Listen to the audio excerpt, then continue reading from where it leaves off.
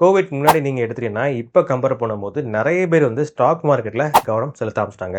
இப்போ ஸ்டாக்கை பிக் பண்ணுறதுக்கு ரொம்ப முக்கியமான 2 விஷயங்கள் என்ன பார்த்தீங்கன்னா fundamental and technical analysis. Fundamental analysis அப்படின்னா ஒரு கம்பெனியோட உண்மையான மதிப்பை தெரிஞ்சுக்கிறதுக்கு ரொம்ப உதவிகரமாக இருக்கிறதா ஃபண்டமெண்டல் அனாலிசிஸ்.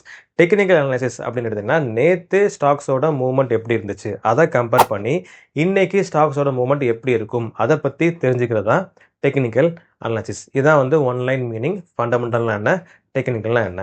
ஸோ ஃபண்டமெண்டலில் ரொம்ப முக்கியமான ஒரு பங்கு வகிக்கிறது எதுன்னு பார்த்தீங்கன்னா ஃபினான்ஷியல் ரேஷியோஸ். நான் வந்து ஸ்டாக் மார்க்கெட் சம்மந்தப்பட்ட வீடியோஸ் எல்லாமே போட்டு கிட்டத்தட்ட ஒரு ரொம்ப மாதம் ஆயிடுச்சு. ஸோ ரீசெண்ட் டேஸாக வந்து விழிப்புணர்வு அப்போ வந்து விவசாய சம்மந்தப்பட்ட விஷயங்களை பற்றி நம்ம பேசிகிட்டு இருக்கோம். பட் ஒரு 1 இயர் முன்னாடி வந்து ஃபினான்ஷியல் ரேஷியோஸ் பற்றி ஒரு டீட்டெயிலான ஒரு வீடியோ போட்டிருந்தேன். அந்த வீடியோ பார்த்துட்டு ஒரு நண்பர் ஒன்று கேட்டிருந்தாரு, ஸ்க்ரீனர் வெப்சைட் மூலமாக எப்படி வந்து ஒரு கம்பெனிக்கு சம்மந்தப்பட்ட எல்லா ரேஷியோஸும் எப்படி பார்க்கலாம் அப்படின்னு ஒரு டவுட் மாதிரி கேட்டிருந்தாரு. ஸோ அவருக்கான வீடியோ தான் அது. ஸோ ஸ்க்ரீனர் வெப்சைட் மூலமாக ஒரு கம்பெனிக்கு சம்மந்தப்பட்ட எல்லா ரேஷியோஸும் எப்படி பார்க்கலாம் அப்படின்னு இப்போ நம்ம பார்க்கலாம்.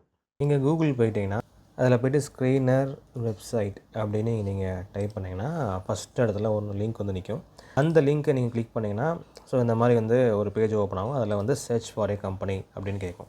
ஸோ அதில் வந்து நீங்கள் உங்களுக்கு எந்த கம்பெனியை பற்றி பார்க்கணுமோ, ஃபார் எக்ஸாம்பிள் வந்து டாட்டா ஸ்டீல் கம்பெனி நான் பார்க்க போகிறேன் அப்படின்னா ஸோ இப்படி ஃப்ரண்ட் பேஜில் இப்படி வந்து நிற்கும். அதில் பார்த்தீங்கன்னா market cap, current price, high low, ஸ்டாக்கோட அந்த ப்ரைஸ் டு ஏர்னிங் ரேஷியோ, அப்புறம் book value, dividend yield, ROCE, return on capital yield, அப்புறம் ROE, return on equity. So இந்த மாதிரி குறிப்பிட்ட டீட்டெயில்ஸ் மட்டும் இங்கே இருக்கும். ஸோ நீங்கள் கீழே எங்கே பார்த்தாலுமே ஸோ எல்லா ரேஷியோஸ்க்கான டீட்டெயில்ஸ் எங்கேயுமே இங்கே இருக்காது.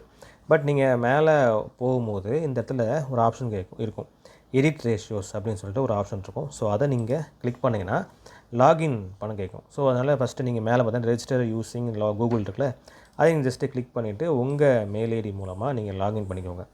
ஸோ லாகின் ஒன்ஸ் ஆன அப்புறம் ஓகே மறுபடியும் வந்து இந்த மாதிரி பேஜஸ் வந்து ஓப்பன் ஆகும். ஸோ இந்த ஆப்ஷனில் பார்த்தீங்கன்னா சர்ச் ஃபார் ஏ கம்பெனி இருக்கா. ஸோ அங்கே போய்ட்டு டாட்டா ஸ்டீல் நம்ம ஏற்கனவே பார்த்த கம்பெனி நம்ம கிளிக் பண்ணிட்டோன்னா மறுபடியும் அந்த பேஜ் ஓப்பன் ஆகும். ஸோ அதில் போய்ட்டு நம்ம எடிட் ரேஷியோஸ் அப்படி கொடுத்தோன்னா முக்கியமான ரேஷியோஸ் நம்ம வந்து இதில் என்ன இருக்குது பார்த்திங்கன்னா ROCE, ROE இருக்குது. அப்போ இன்னும் கொஞ்சம் முக்கியமான ரேஷியோஸ் எல்லாம் பார்த்திங்கன்னா டெப்ட் டு ஈக்விட்டி ரேஷியோ, அப்புறம் PEG ரேஷியோ.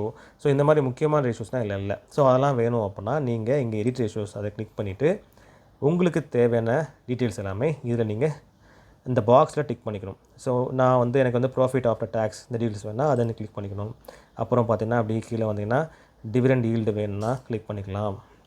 அப்புறம் அந்த முக்கியமான டெப்ட் டு ஈக்விட்டி அது இருக்குது, அதை கிளிக் பண்ணிக்கலாம். அப்புறம் EPS இருக்குது. அப்புறம் மெயினாக அப்புறம் வந்து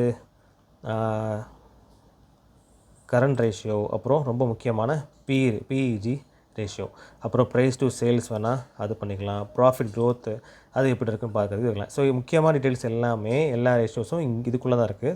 அப்புறம் ரிட்டர்ன் ஆன் ஈக்விட்டி ஏற்கனவே அங்கே இருந்துச்சு, ஸோ தேவையில்லை. ஸோ உங்களுக்கு தேவைப்பட்டது எல்லாமே இப்படி டிக் பண்ணிவிட்டு அங்கே போய்ட்டு நீங்கள் சேவ் குயிக் ரேஷியோஸ் அப்படின்னு டிக் பண்ணிட்டேன்னா உங்களுக்கு தேவைப்படுற எல்லா ரேஷியோஸும் இங்கே வந்துடும்.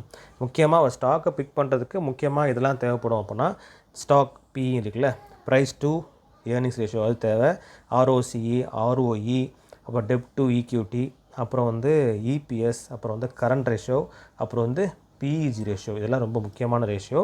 ஸோ அதெல்லாம் வந்து ஃப்ரண்ட் பேஜில் சப்போஸ் இல்லைனா இந்த எடிட் ரேஷியோஸ் அந்த காலத்தில் போய்ட்டு நீங்கள் உங்களுக்கு தேவையான எல்லா ரேஷியோஸும் டிக் பண்ணிவிட்டு மறுபடியும் சேவ் கொடுத்துருங்க. இந்த ஃப்ரண்ட் பேஜில் எல்லா டீட்டெயில்ஸும் வந்துடும். அப்புறம் வந்து நீங்கள் ஒவ்வொரு வருஷத்துக்கும் மினிமம் ஒரு 5 வருஷத்துக்காச்சும் எல்லா ரேஷியோஸ் அப்புறம் வந்து மிச்ச ஃபினான்ஷியல் பேராமீட்டர்ஸ் எல்லாமே செக் பண்ணிவிட்டு உங்களுக்கு இந்த ஸ்டாக் கரெக்டு அப்படி தோணுச்சுன்னா நீங்கள் அதை பை பண்ணிக்கோங்க. ஸோ இப்படி தான் வந்து ஸ்க்ரீன் வெப்சைட்டில் முக்கியமான ரேஷியோஸ் எல்லாமே போய் பார்க்கணும்.